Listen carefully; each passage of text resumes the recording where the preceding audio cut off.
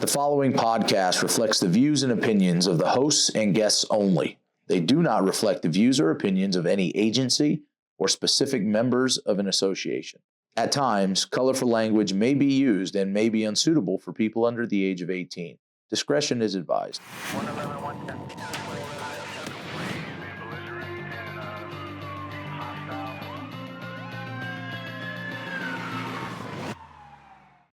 Hello, everybody. Welcome to the LVPPA podcast, episode 21. As we just talked about before we started, I am Steve Grammas. I'm the president of Las Vegas Police Protective Association. With me today is my governmental affairs director, John Abel, and the lady behind the soundboard and most of everything we do. And she tells me what I'm supposed to say and how I'm supposed to say it, Adella Solano. So thank you to, I'm not calling you guests because you work here, so they're not guests. But for those that may not know who the PPA is, maybe your first time tuning in, we're the collective bargaining and legal defense for the men and women of the LVMPD, the Las Vegas Metropolitan Police Department, and the city of Las Vegas, marshals and deputy court marshals. What does that mean? If folks are bargaining the contract, we're the ones that handle that. We do all the legwork to try and get a contract in place. We are a right-to-work state, so people don't have to be members of the association, but we're very happy to boast that we have around a 96% membership rate from the hard work of the folks that work at the PPA, as well as if they are investigated by internal affairs, they get involved in officer-involved shooting. Those are the things that we are with them and work them through and be a part of that. We try to do some benevolent stuff as well. It's kind of where this podcast came from, was trying to give some insight to who we are and what we do, and so we do a lot of events and but one of the things too that we are very active in a space, and we're going to talk about it today, is politics. Over the years, you may have received, if you're a local, a phone call from me or potentially John, or see me on a commercial at the gym, and I've seen myself on TV a few times, and clearly it's a sight that I don't like seeing, but it's a part of the process and what we do, and it's very important for law enforcement to be active in the political space. The big thing that we have found is that people trust law enforcement. And so when law enforcement says we endorse a candidate, people trust that because we are law and order. We typically are nonpartisan. We just want what's right by the community and our profession and things like that. And over the years, our politics have shifted a lot. You know, we used to do a lot of endorsements with Democratic candidates, and they were very friendly to us. They're nice people, and but then over time, it's mainly coming out of George Floyd. Those same folks that were supporting us really turned hard on our profession in our state and probably across the country, and so that caused us to have a pivot in how we talk to politicians and what's important to us and what we expect of them. And so we found ourselves starting to endorse more and more Republican candidates, state level and nationally with the presidential races. And so it's an important topic. This is going to come out right about the week of Thanksgiving. So this will be interesting cannon fodder for some people sitting over Tom Turkey and getting ready to carve and eat some sweet potatoes and green bean casserole. That's disgusting. It looks nasty. If you eat green bean casserole, just stop and just steam some green beans. You don't need to put cream in it and do all that onion eyes or the deep fried onion strings. It's gross. Just get away from public service announcement. Get away from green bean casserole. Doesn't belong on the table. But yeah, so John is heavily involved in what we did. And we did some really monumental stuff here. Through John's work and working with other people, we actually flipped a couple seats in our local government. And so let John talk about some of the process and what we do, how we do it. Of course, one of the big concerns for us coming into the election cycle was not losing Governor Lombardo's veto power. Right, wrong, or indifferent, the legislature, in my opinion, should not be able to have the ultimate say and tell the governor, you are now just a figurehead. You have no say. You can't stop anything, and we can cram maybe bad legislation down your throat and you can't stop it. There's got to be that checks and balances. And so that was one of the things that we focused on. And so I'll let John talk about where we were at and what we did. The endorsement process is very near and dear to me. It's It's a process that allows the LVPPA to really vet good candidates. It's our process. They come in and they sit before us. We invite them to our endorsement process. We have questions that are vetted by the executive board here. Those questions change over a period of time depending on uh, culture things for police officers, things that are going on nationally, veto issues that the governor has, and since Governor Lombardo has become the governor, he has put forth. I say put forth. He's endorsed some very good candidates, and because of that, one of the seats that we were able to flip to Republican was Lori Rogich. That seat that she holds or that she's going to hold in the Senate was primarily has been a Democrat seat for years. The incumbents are very hard to beat, and Dallas Harris was the incumbent. If some of you don't remember, she was the senator who during the 2021 session brought forth some an anti-police agenda that we had to fight hard against. Some of her bills passed that were heavily edited and wording was changed in bills, but still those bills passed. Lori Rogich is a breath of fresh air in that space. She was a candidate that the governor heavily endorsed. We endorsed her, and that seat flipped. I have a very great relationship with her. Talk to her probably weekly, and that'll continue. That relationship is going to continue into legislative session. Another seat that we were able to flip from a Democrat to a Republican was in the House. Uh, so Michelle Gorlo, who was the incumbent, stepped down out of that seat. So it was two new politicians, candidates. The one that we endorsed was Rebecca Edgeworth. She is a doctor, and she's able to flip that seat, and that seat has been heavily Democrat for many, many years. Uh, and the Democrats came out, heavy with their candidates as well. There was a Republican seat out in Centennial Hills that's, kinda flipped back and forth over the years from Democrat to Republican, and they came out with their candidate who was funded by the Clintons, had Clinton Foundation money. He had done some things out in, I think, Oregon to legalize drugs, and Governor Lombardo endorsed Lisa Cole, we endorsed Lisa Cole, and she won. So because of races like that, he's gonna hold on to the veto, which is very, very important to us in police because if he doesn't have the veto power, and they have super majorities in both houses, and that allows them to pretty much push whatever agenda that they want to push. And with that, they see it as a means to really change our profession, how we police, the things that we can do. So that was very important for us to flip those seats. And it's important too, because like with that, for those that may not know that watch our show, our governor was our sheriff. So he's a law and order type of person.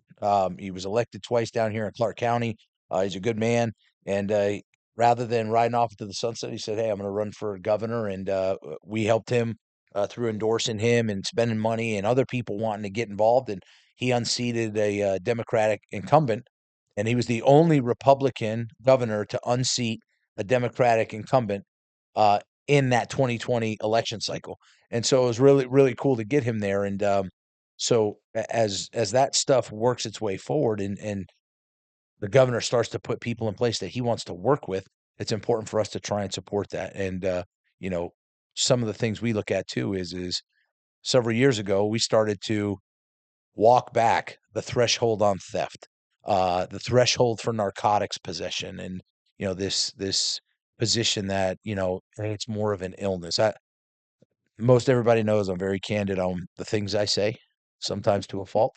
But the only way using drugs is an illness that you didn't ask for is you were born and the mother was using narcotics and you were hooked on them.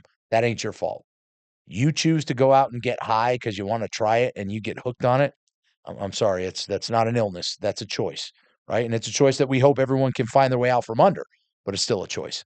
And so we look at those, and now nationally, though, what we're seeing is people are trying to walk that back, right? Yes, absolutely. Oregon's walked it back.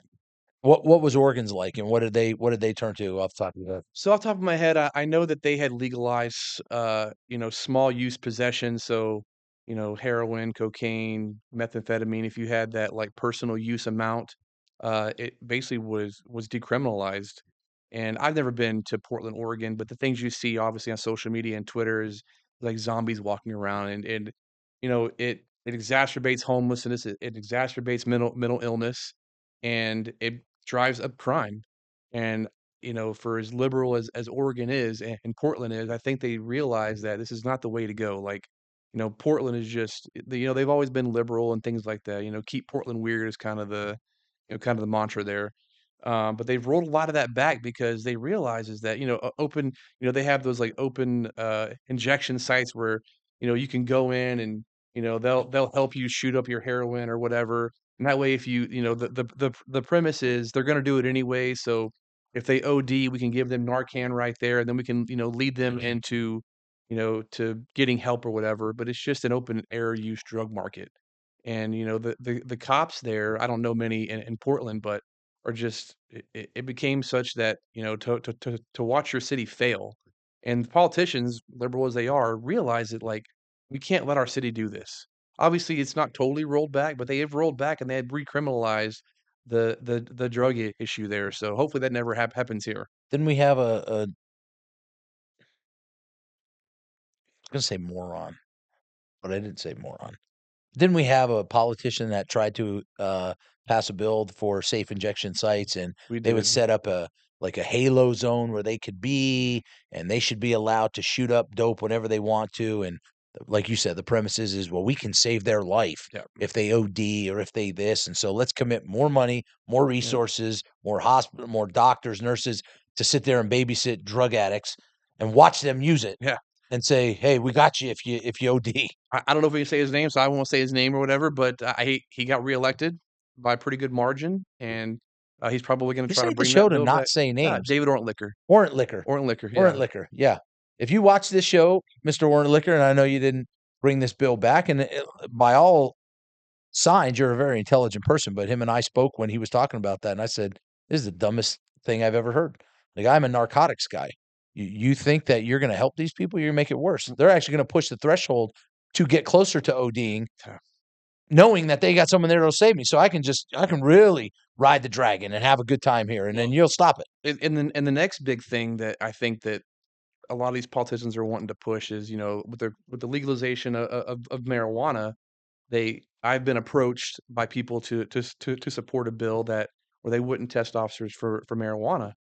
And I'm like, I get that the stigma of marijuana is going. It's like it's falling, and people want to smoke marijuana. But I said, what's going to happen is we're going to have, if that were to happen, you're going to have officers who use deadly force, and they're going to get drug tested, and they're going to test positive for marijuana. I said, until you're ready to see an officer test positive for marijuana who's used deadly force, I said, because we know that you're not. If it involves deadly use of force that you don't agree with, and the officer tests positive for marijuana, people are gonna throw a freaking fit. So there's no absolute way we could ever support a bill like that ever. So I would think too that those type of folks wouldn't mind seeing a officer test positive, because the end result is that in a civil yeah, case, 100%.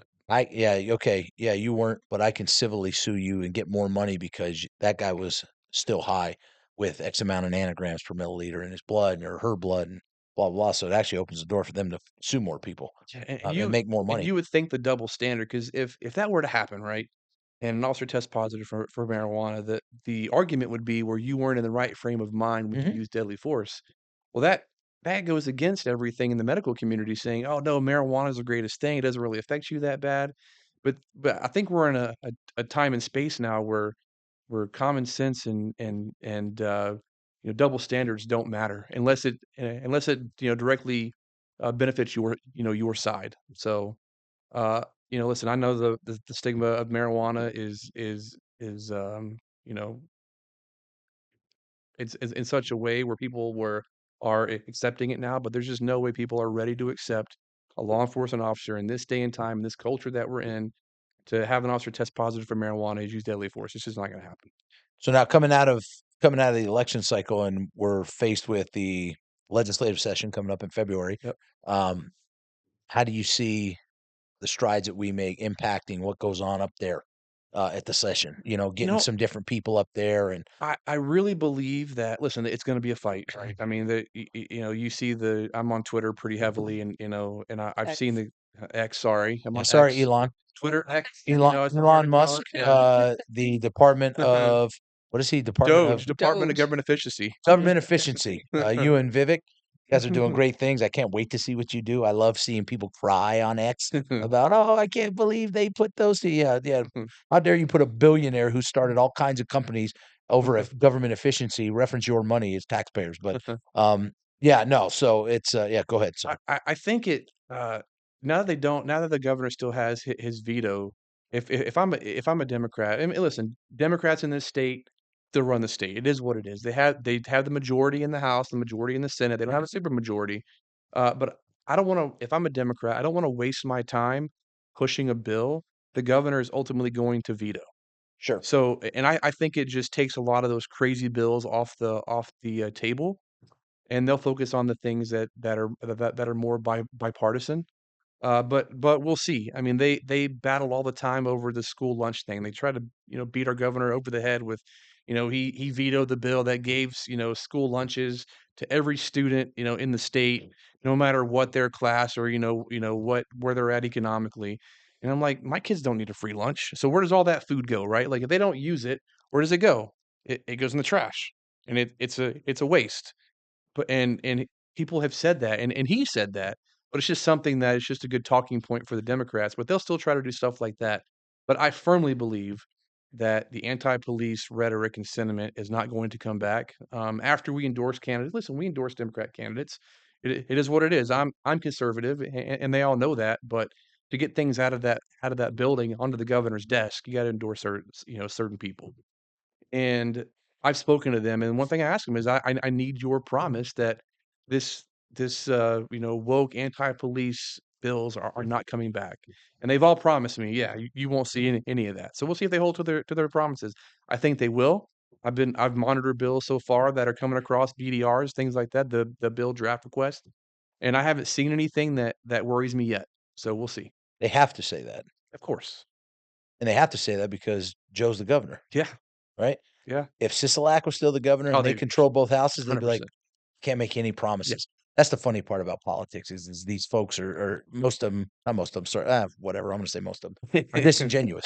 They'll lie to your face because right now I'm in a certain position, but then in 2 years, if I can get control of this, but hopefully we reelect Joe as our governor again for another term, and we're okay. But it's definitely fun and interesting work that you do. Yeah. Especially going up there and dealing with some of these people and being that little chameleon that you are, Johnny Abel, and it's helpful. But so people may wonder, why do we have Adella on here? She never likes to be on camera. She's always behind the camera. But one of the things that people have talked to us about is how interesting it was. So for those that may not be aware,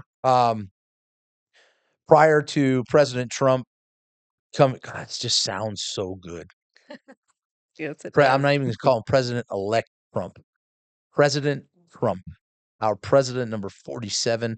I know there's people that are members of our association that are not supportive of him, and that's okay. Like, and I'm going to talk about a story I had with a young lady that was helping us out here one day. But for me personally, as a cop, as a father, as a husband, and a citizen of the United States, I'm just so happy that he won. But so what happened is I was invited to speak at Trump's rally at Sunset Park when it was 185 degrees out, in a suit. It was a horrible, horrible environment. And President Trump, if you watch this, don't ever do that again. Just get it indoors.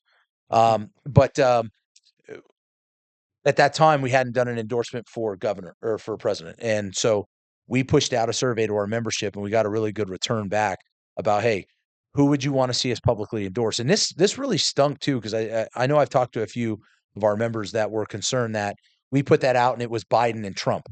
And then they said, well, what about since Harris came in, why wouldn't we do another one? And we're just not going to keep pushing surveys out because that party wants to keep figuring out who they want to put up there. But so we did the survey and it came back overwhelmingly that they wanted us to support Trump. And so we ended up endorsing Trump there at that rally and then spoke at a couple.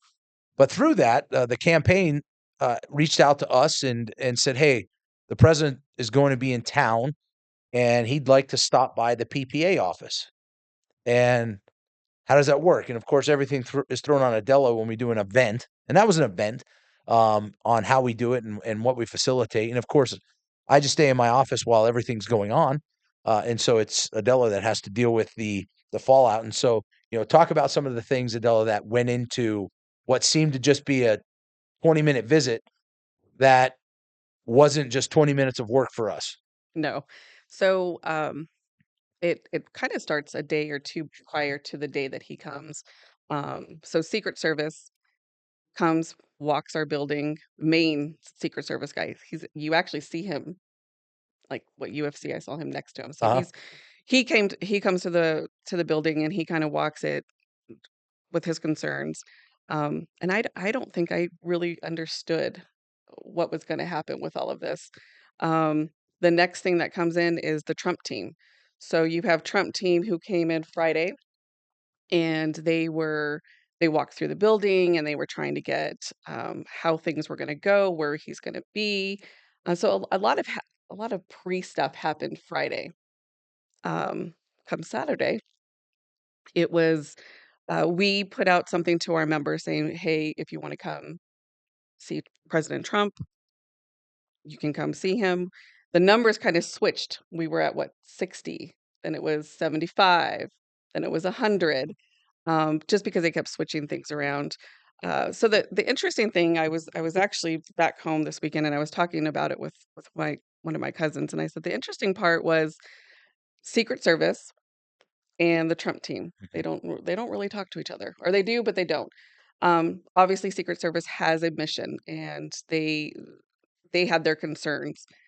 Trump team has I guess, I don't know what you call it, a plan on how it should go, where he should be. So I think what did it start? It started at first with him being at the front of our conference room, podium, media in the back. No problem. Secret Service didn't like that setup for whatever reason, how he was coming into the building. So it switched, move everything out. I think we switched. For some context, this is post assassination attempt. Yes. He had been shot already. Yes, the first in one. Pennsylvania, in Yep. Butler, right? Yep. So probably a lot more scrutiny on the plans from the Secret Service side, and kind of what Adella's saying is you got the campaign that cares about having a candidate that's accessible, that is putting himself out there and doing a lot of good stuff, and then you have this arm of Secret Service going, "Hey, man, we got to keep him safe.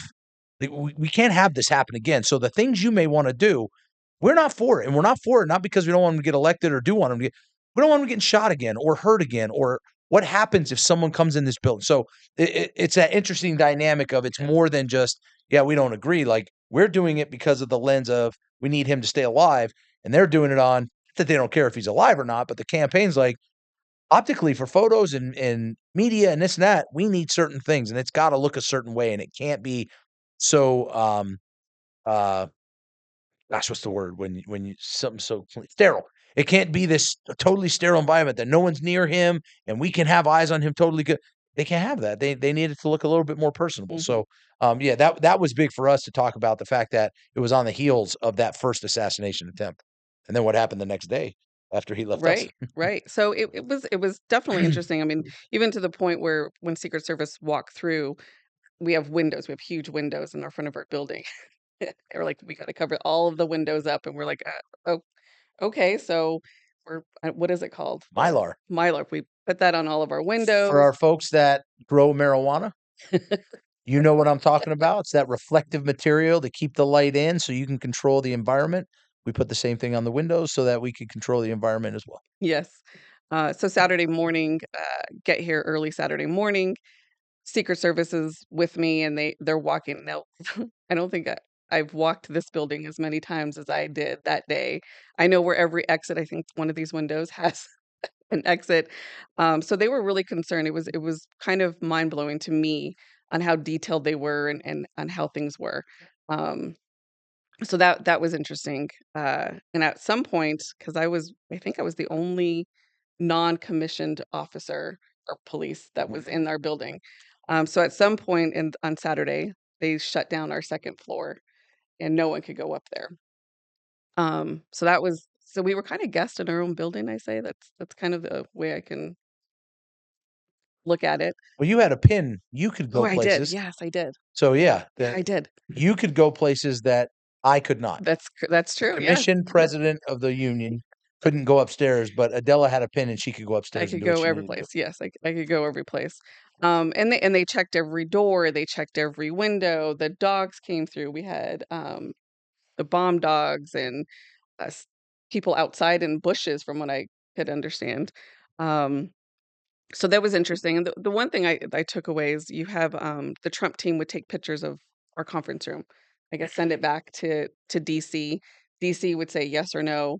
Secret Service would take pictures, send it back to DC and say yes or no. So we had that back and forth, God, about 4 or 5 times. Uh, so it was interesting. Now, Steve knows I was kind of giddy because I wanted to see the motorcade. Like, that was so interesting to me. Um, so that we couldn't see because all of our windows they were closed, but I was trying to peek through the windows. So I think by the time we knew they were coming, we got our officers inside our conference room. We had a plan. We knew how he was coming in. He was stopping to see you at the, like, what is it? Foyer area. The foyer area, to take pictures, and Steve was the only one who could take pictures with President Trump. I asked, I begged, pleaded. And it was president to president stuff right there. You know, I mean, it's two peas in a pod. You know, So they did that, and they have two people. What was kind of funny, uh, it's his prep room, I guess. So they brought in a mirror. They brought in his favorite drinks, which is orange Fanta, by the way. Um, they had like lotion. They had I don't like items for him. A hairspray, of course. And even the way that was set up, they changed that at least 4 or 5 times. They didn't like the way the mirror was positioned. They didn't like the way the sodas were done. I mean, so they kept taking him in and out of our little thing. So all of those little details were kind of you don't realize that goes into he was only here for 20 minutes. Like, it wasn't here for a very long time. So there was a lot of details that kind of went in behind the scenes of that. So when he finally came, uh, he walked in with Steve, and you guys chatted with me. So now you can. How was that? How was that for you to meet him and have him in our building? yeah, man, you know, I've said this about many people. If ever invited to go to the White House and meet a president in any way, shape, or form. Doesn't matter if you don't like who they are. It's the position of president. Hmm. Like if Barack Obama was in office and someone said, "Steve, would you like to go meet him?" Absolutely. Like you're stupid and you're short sighted to say no, I don't want to. Just like you see some of these athletes, like when Trump was president, they win a Super Bowl or whatever. Oh, we're not going to the White House. So, hey, you're an idiot. Um, but to have him come here, and I had met him before. It Hmm. was funny. I was going to tell a story about how we know he has his own table of stuff because Adella, at an engagement back in 2020, I don't know what you call it, headlining, emceeing an event where President Trump was speaking, as well as Homan was Uh-huh. there, Hmm. Governor Lombardo was there, Adam Laxalt, and um, someone had given me a hug, and I had a suit on, and they had left makeup on my shoulder. And so Adela saw it, and she's like, "We got to get that off." And I said, "Okay." So Adela sees a table with some like makeup wipes or something, and it's got some hairspray and gum and stuff like that. So she sees it and she's like, "Oh, I'll just grab one of those." And uh, like ninjas, 4 Secret Service agents almost take her down and go, "Hey, that's the big man's table. You don't touch that stuff." And so we learned he has his own table for stuff. Sure he is. As Adela almost picking her teeth up off the floor. So so yeah, so it was, you know, he came in and you know, we said, "Listen, we're behind you. We need the support in Washington D.C. and let cops be cops and do their thing." And we talked a little bit about the UFC. There were Mhm. fights that night, and uh, it was Sugar Sean O'Malley was fighting. He just lost to Who did you just lose to? Golly. Oh, it was Volashvili.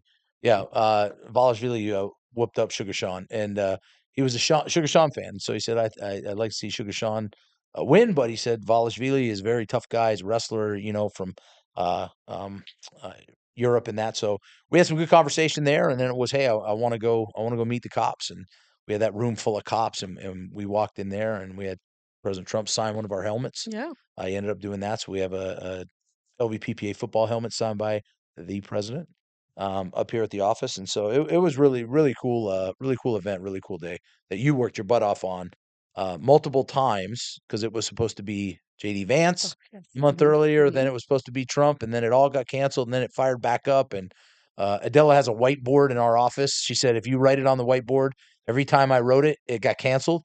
So to mess with her, of course, with this last visit, I wrote Trump, and she's like, "Please don't write it. Please don't write it." And so I still wrote it, and Yes, you did. he showed. He did. So yeah, it was a really cool experience to have someone running for president, eventually becoming the president of the United States, say, "Hey, we want to stop by your shop hmm and just say hi to you folks."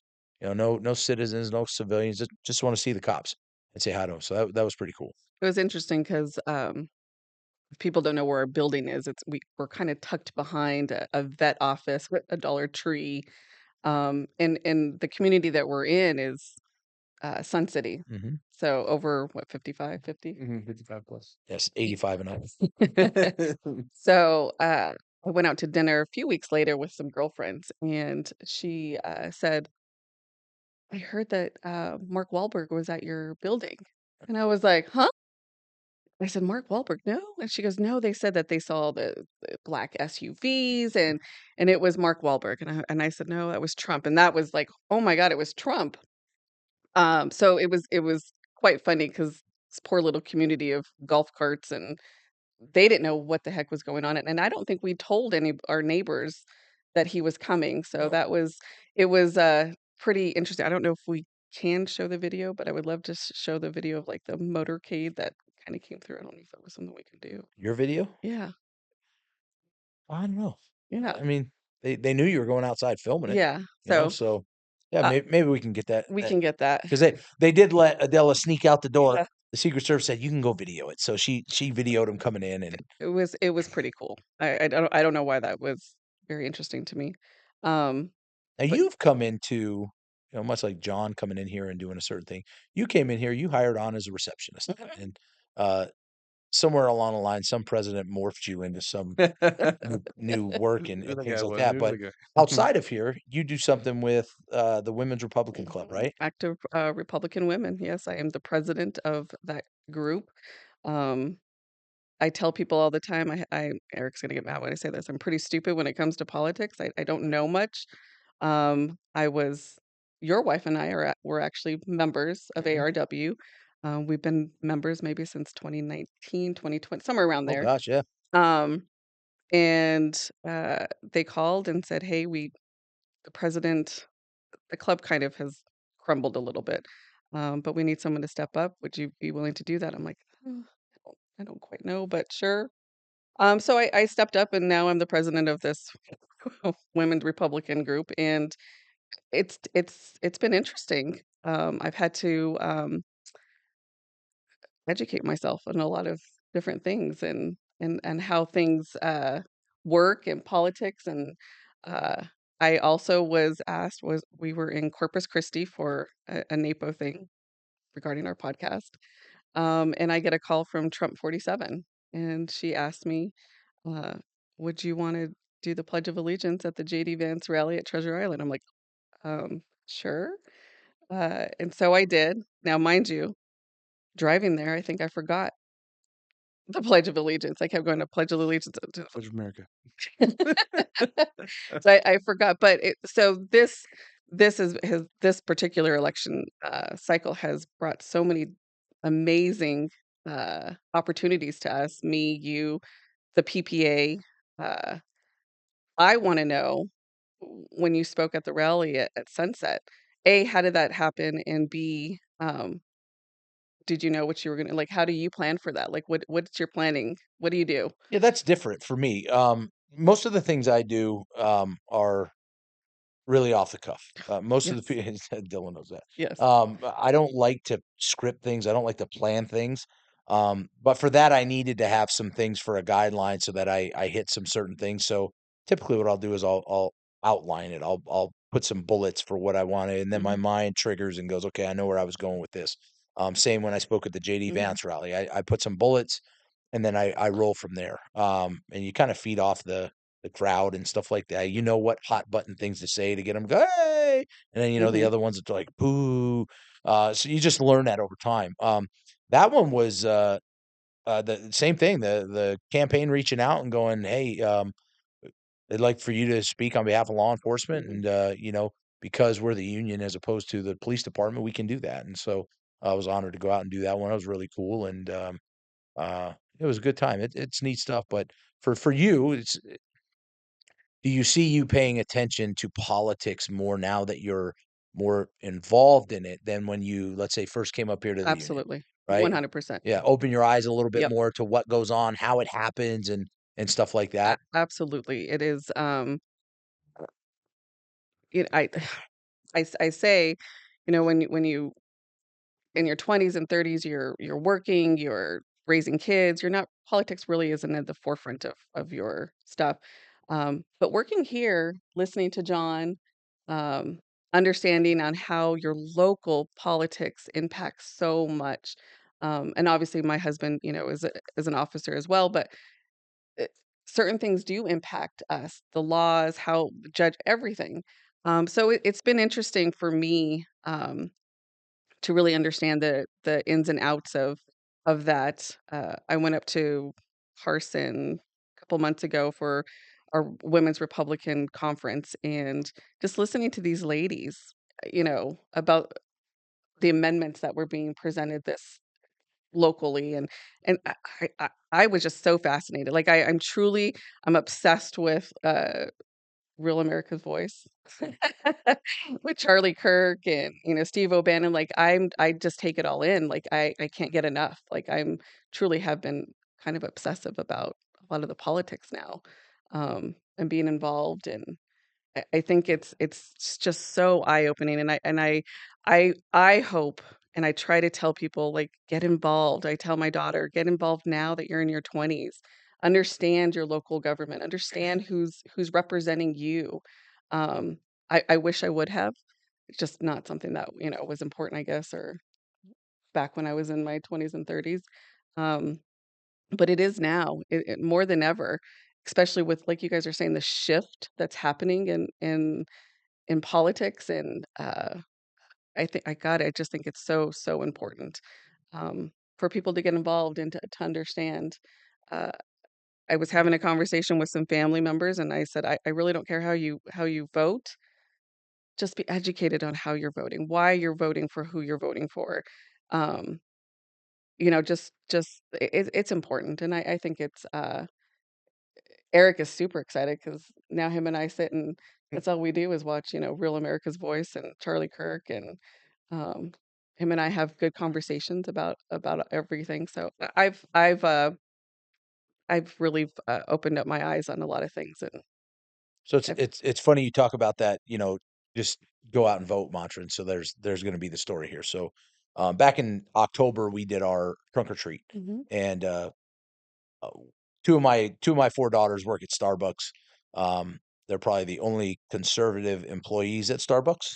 And it's interesting because both of them are like, man, I don't even want to mention it. They Mhm. feel they'll be attacked. It's like, golly, like we're attacking people because of who they support. Like it's interesting. So my daughter brought a friend from work to help out in the haunted Nice. house. And so we're all sitting around and we're talking. And this young lady, I think I asked, I said, did you vote? And you could tell immediately she didn't get mad. She was like, oh gosh, she probably felt like she was in a snake pit. Mhm. Mhm. Police officers, typically conservative. She probably knows where my daughter stands as well. And so she says, I haven't voted yet. But me, for being in law enforcement as long as I am, I'm like, listen, I can recognize when people are lying to me. And I said, it sounds like your answer was more, I did. I just don't want to tell you. Mhm. And she looked at me and said, yeah, I did. And I said, listen, the important thing, no matter what anyone tells you, is that you go out and you honor the people that died to create this country and the ability for you to vote. Mhm. Who you vote for is your choice. Shouldn't be beaten up over it. But the fact that people sit at home and go, I'm not going to vote at all, you are just absolutely disrespecting. John was in our military. The folks that fought for the right for you to be able to go cast that vote, you're dishonoring them by not doing it. And I don't care who you vote for, Mhm. right? You could walk in and just vote for one person and walk out and leave the rest of you should still be in there and you should take part in that vote. And so she said, thank you, sir. I appreciate that. I said, listen, that's not what this stuff's about. And so along that segue, we do have when we did that survey for who we wanted to support, we had people saying, I want you to endorse Biden." And so, knowing that our membership is created of a diverse group of people and diverse backgrounds and what they believe in, we do have folks that support Democratic candidates, and that was clear. And so, we never want to force our own views on people. Of course, like I said, I'm super happy about.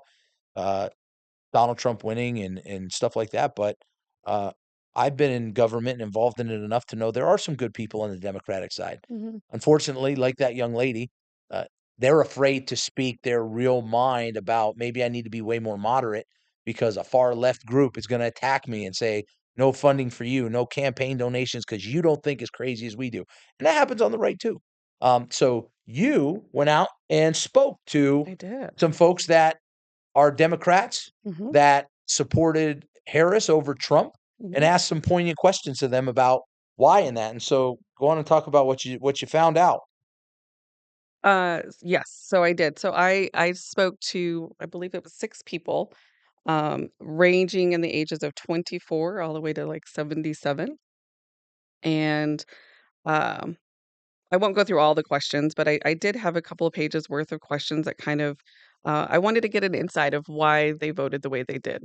And when I, um, talked to them, it was always, "I'm not gonna debate with you. This is," I mean, everyone knows who I voted for.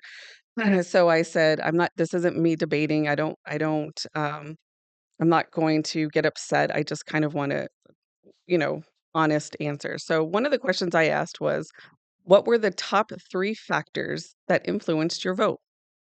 Was the number one question, or the first question I asked people.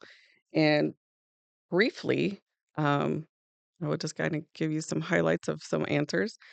Trump was a fraud, uh, abortion, Social Security, Medicare, um, dislike for Trump, hate for Trump.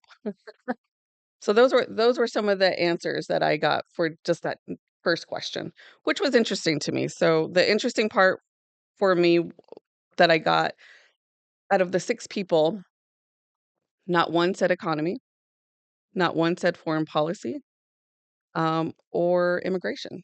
And so I thought that kind of was interesting to me. And I don't know if there's a reason for it or if it was just the people I asked, but one of the people I spoke to was actually a police officer, and his answer was Trump is a fraud.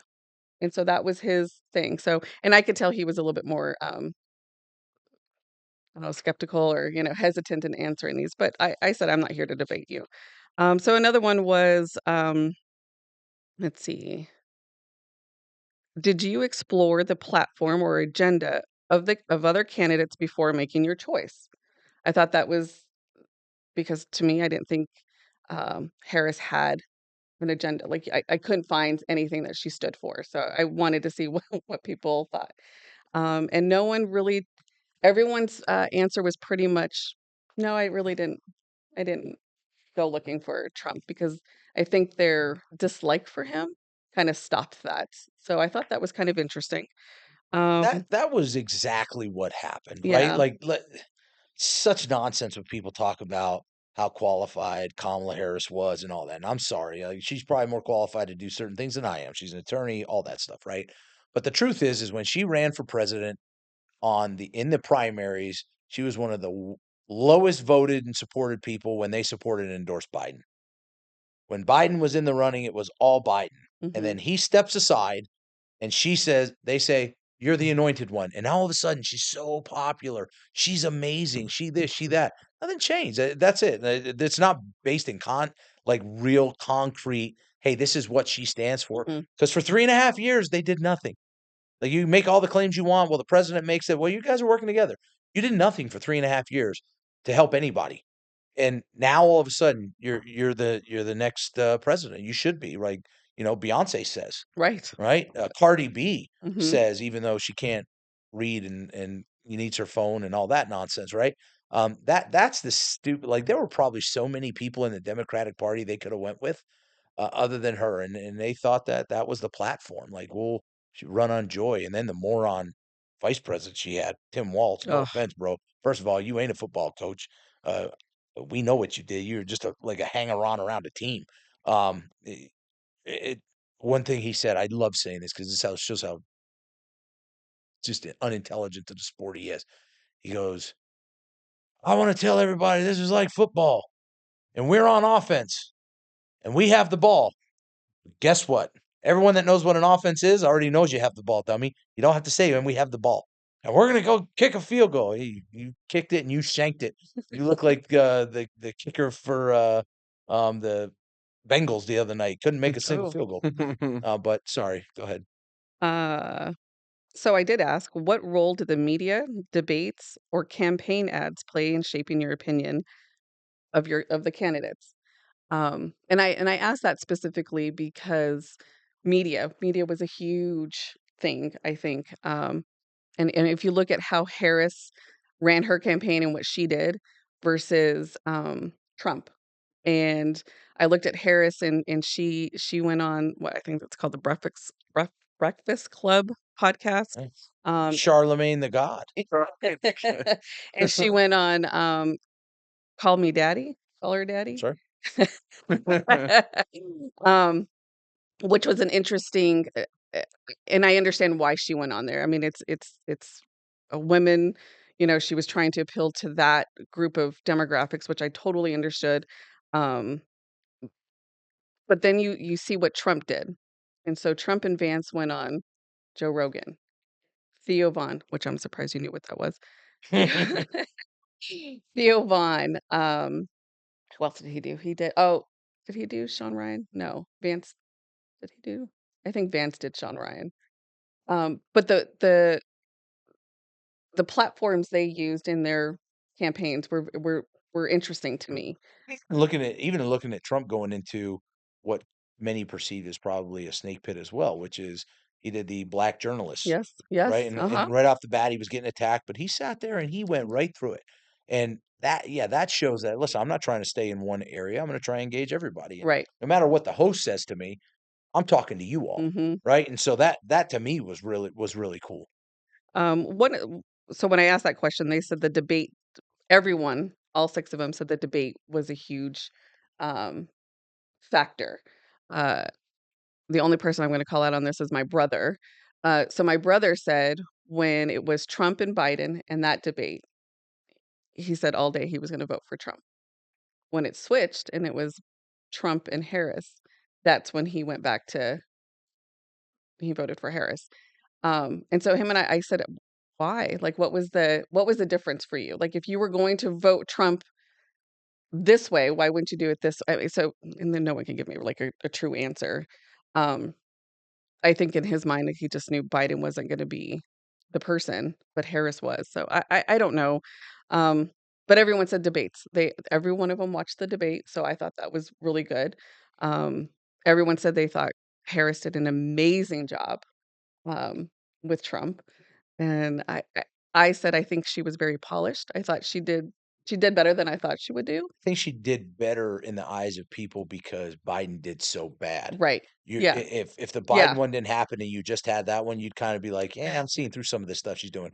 But your comparable is him, Yeah. and so you're like, Yeah. "Oh, she is amazing." Well, she's amazing compared to that poor old guy, Right. And yeah, how amazing are you really when you're just, you know, what I tell people, it's easy to soar like an eagle when you're flying with turkeys, right? It's like,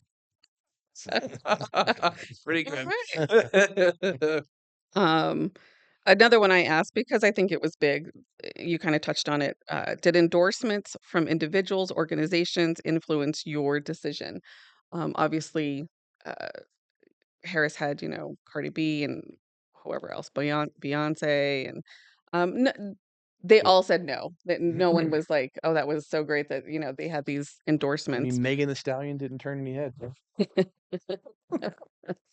The other question I asked everybody was, "Do you think more people should get involved in your local politics?"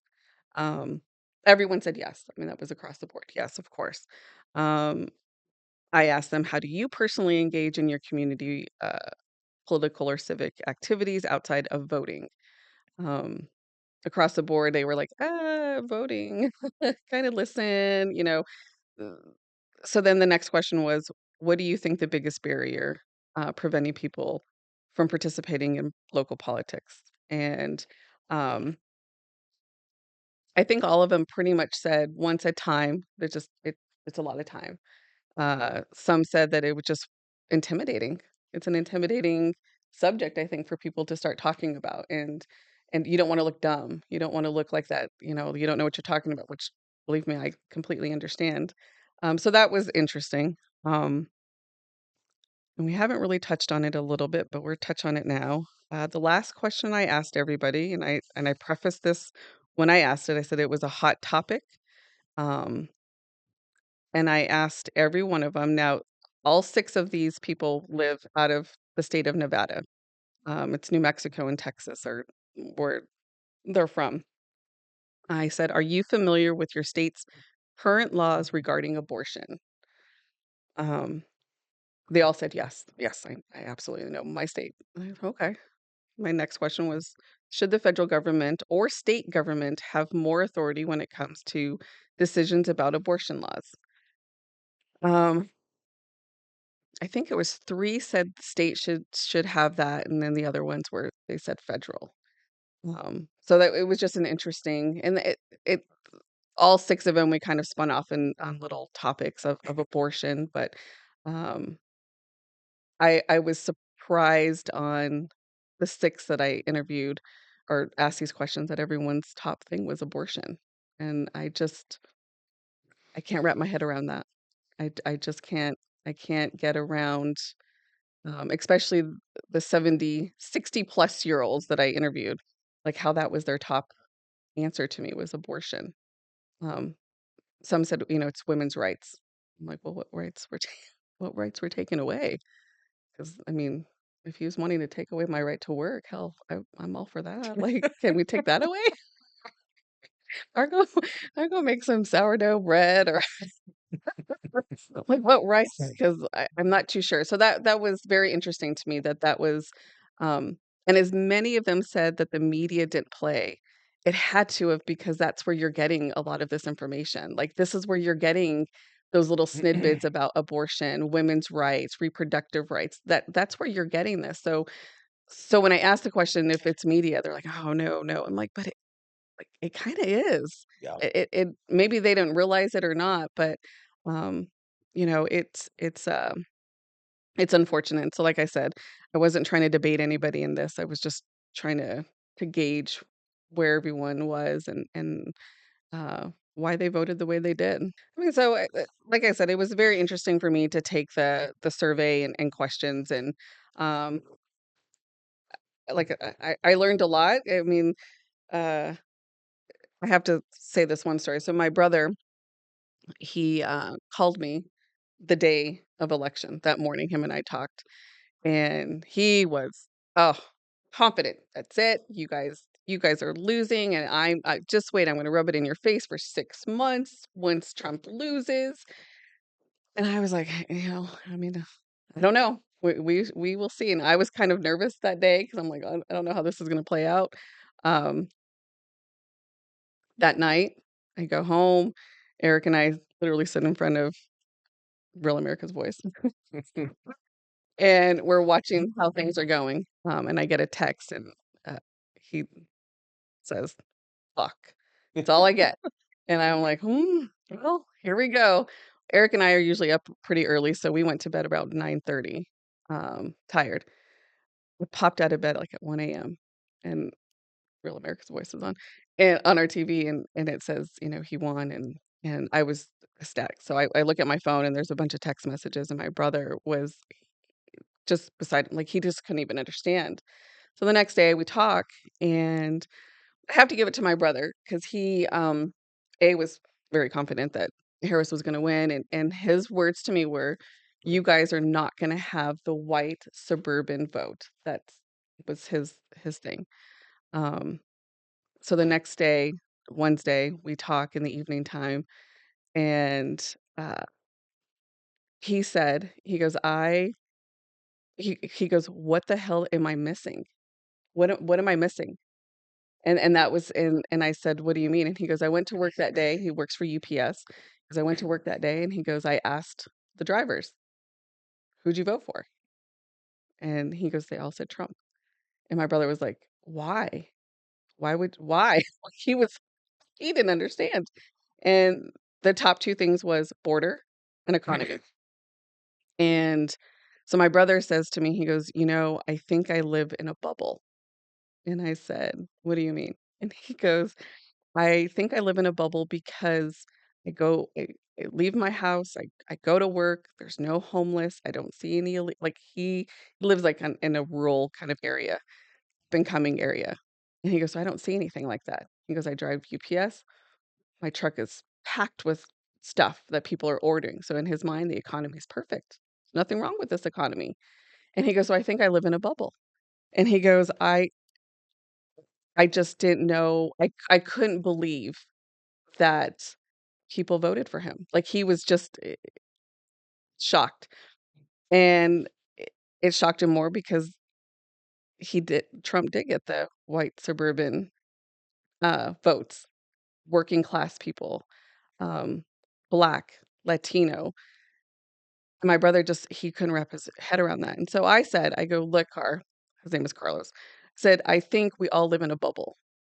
I said, "I live in a bubble." I said, "My bubble is more law enforcement, so that bubble people don't understand or don't get sometimes." And, Eric's a homicide detective. He has to work with DAs, judges, law, all of that stuff. So we're kind of in a different world. What we do here, uh, you know, in politics. I said, "So that bubble is a little different too." So we kind of see things differently than a lot of people. Um, whereas the 6 people that minus 1 or the 5 people I interviewed didn't have crime wasn't an issue for them, which was crazy to me. Um, so it was interesting that my brother thought he acknowledged and self-reflect that he lived in a bubble, and he just couldn't understand, and I said, "But I think that's how a lot of people think. How could this possibly happen? Where did this go wrong?" Because they thought she had the woman vote, they thought she had, the Black vote, the Hispanic, like, everything, and I said so I digress, but I just thought that was interesting for my brother to think, like, I don't think anything's wrong with the economy, I don't think anything's wrong with this, so, it's just interesting. They here's what I believe. They took their party and tried to sum them up to say the only reason you should vote for her, not the only, but one of the main reasons is she's a woman Mhm. and she's African American. Yep. And there's plenty of people in the Democratic Party like, I'm a little smarter than that. What does Yeah. that mean? Yeah. Vote for someone because of their gender and their race? That's not, well, if you don't support her, you're not really supportive of African Americans and blah, blah. No, that doesn't make any sense. Yeah. Like, I want to know context. I want to know what you really stand for. And, Mhm. you know, what you ended up hearing is I'll give out more free stuff, free money to buy a house, free money for this, free money. Nothing's free. Nothing's free. Taxpayers pay for all this stuff that we do. Go back to Obama with the Obama phones, Mhm. right? People are paying for that. Businesses still have a tangible good that have to be purchased. The government purchases it on the backs of the money that we pay them back. And that didn't resonate with people. And they said that the black vote was up for Trump. Mhm. The Hispanic vote was up for Trump. Mhm. Like that, those numbers continue. And that's when you listen to CNN, they're like, I just don't get it. Yeah. How could these people not vote for her? That's why the Joe Rogan podcast that both President Trump and now Vice President Vance they both went on there. Joe Rogan appeals to a mass audience of Joe of Rogan's a liberal. Right. Yeah. Like, Yeah. yeah, it's granted he works with the UFC. Yep. He doesn't Yep. work for the UFC. He's friends with Dana White, but that guy doesn't make any bones about the Yeah. fact that No. he is a liberal. He Yep. is a ayahuasca, like into the hallucinogenics, like Yep. all that crazy Yes. nonsense. But so yeah, so it's not that. Well, yeah, he's just another conservative guy. No, No. far from it. Appeals to a large audience that are eclectic, different cultures, different backgrounds, and both President Trump and Vice President Vance were able to get on there and have a 3-hour conversation. I don't know if Kamala can do that. You saw that she used the teleprompters and things like that, and also I think people are used to a democratic process. Biden won the primaries for every state, and then he dropped out, and Kamala came in, and she didn't have a single vote. And for me, that was a big deal. Is that people are used to the democratic process. They want to actually have a say, their voice to be heard, who they want their candidate to be. With Kamala, they didn't get that choice. No, you're So. right, and I think I don't know in my lifetime, maybe it will be. I think we'll have a woman president. Mhm. And guess what? I care less. Tulsi Gabbard. I've worked with female cops that are amazing cops, like really, really good cops. Like it's not a stereotype. It's not a sexist thing. It's got to be the right person, Yeah. right? If the right woman comes along that checks all the boxes that I think are important to me. Oh yeah, that's it. Yeah. That's it right there. Has nothing to do with man or woman. It has to do with candidate. Mhm. And to your point, like you had this party vote for Biden and say it's going to be a Biden Trump showdown. Mhm. And when one interview or one debate went south, you guys said, "Nope, we're done with Biden." That's the quitter mentality to me. Like, hey, if that was your guy all along, make it your guy all along. Stand behind him. Mhm. He had a bad performance. Could have done better on the next one. Told people before. I listened to Vice President Biden speak in 2015 at our NAPO convention, and I turned to Brian Yant and I said, "That dude should be our president. That guy is amazing." I didn't know much about politics. I didn't really care, but the support for cops and the people and law and order was like, man, that dude's awesome. And boy, did he speak well. He's getting older. Yeah. It happens. Like we all lose our faculties a little bit as we get older. Um, and it's about the people you surround yourself. Donald Trump's the oldest president I think we've Mhm. ever elected, and now you can't tell because that guy's pretty sharp. But he'll have his time. I'm sure he'll start to have some issues. Um, but they just said, "No, we got to cut bait on this guy and run." Okay, well, do we revote? No, we're just going to tell you it's Kamala. Well, hold on a second. Like you said, John, it's BS. Maybe that's not who I want. Yeah. Maybe I want Buttigieg, or maybe I want Bernie Sanders, Mhm. or maybe I want Ocasio. But I maybe don't want her, and you're just going to force feed her to me. I don't have an option. Forget you then. I won't vote, or what? I'm not going to go that route. I'm going to go a Mhm. different route. Um, so I know we're getting super long on Yeah. this. I asked you how long is this going to be. You said maybe a half hour, and I think we're like an hour and a half now. Just like pretty long, all right? 1 hour and 10 minutes. Well, okay, well, that's not too bad. That's not bad. But no, listen, politics, big, and important. Our country impacts people across the globe. Mhm. And so it was super important to talk about locally what we do, nationally what we Mhm. do, what we did, how we got to where we were. And it's interesting stuff. And for any of our officers that have any ideas about politics, state level or anything like that, reach out to John. Hit John up and say, "Hey, man, I'd like to pick your brain a little bit on what we do, how we do it." If you are a female that's interested in joining the Women's Republican Club, reach out to Adella. If you're someone that's interested in maybe there's a Women's Democratic Club, I don't know. Reach out to those people. Get involved. One way or another, get involved. Yeah. If you're supportive of the Democratic Party, go get involved with them. If you're supportive of the Republicans, get involved with them. Independents, whatever it is. Just be a part of it. Don't be the person that sits on the sidelines talking a bunch of crap, but you don't do anything. You don't put any effort into Right. anything, right? It's not fair. It's not fair to process. So, all right. Good show. Appreciate you guys. Let's see. What do we got? It's the holidays. Please enjoy the holidays. It is Thanksgiving, then we got Christmas, and we got New Year's. We got a lot of stuff going on. Mhm. So I guess in closing for the show, um, a lot of people may know this type of stuff, but I've recently undertaken paying a little bit more attention to God and Jesus. And I watch a show called The Chosen. Great show. If you haven't seen it, please watch it. It's a very interesting show. I don't know a lot about the last time I was in church, like really went to church. I was a kid. Uh, I was probably 9. I took off running from my mother, who was in high heels. She chased me. She broke her ankle in 2 places running down the stairs to catch me. And then I got my butt kicked by my 4'10" grandmother. That was the last time I was really in church. But it's Christmas is coming, and give thanks to whatever it is that you give thanks to, whatever higher power, whoever whatever you do. I think we're all here for a reason, and the show is here for a reason, not just for our 45 million followers, but it's to just push out a good message of hope and what we're all about. And I'll tell you what, I put this on my Instagram and Facebook page. No matter what side of the aisle you fall on, and no matter what you think, President Trump winning is a benefit to all of us. And if you don't believe that, that's okay. But you'll see in time. And so thank you for tuning in. I'm sure we won't have another podcast till after the new year. Enjoy your holidays. Have fun with your family.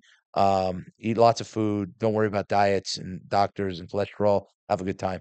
And to all of our law enforcement friends across the country, please be safe. Across the world, be safe. And we will see you on the next show with the LVPPA podcast. 111, 110.